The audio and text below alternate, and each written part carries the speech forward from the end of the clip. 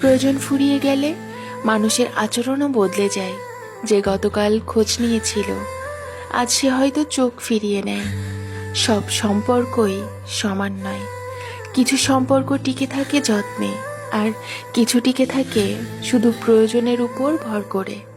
তাই যখন কেউ পাশে থাকে দেখে নিও সে কি তোমাকে চায় নাকি তোমার প্রয়োজনটাকে।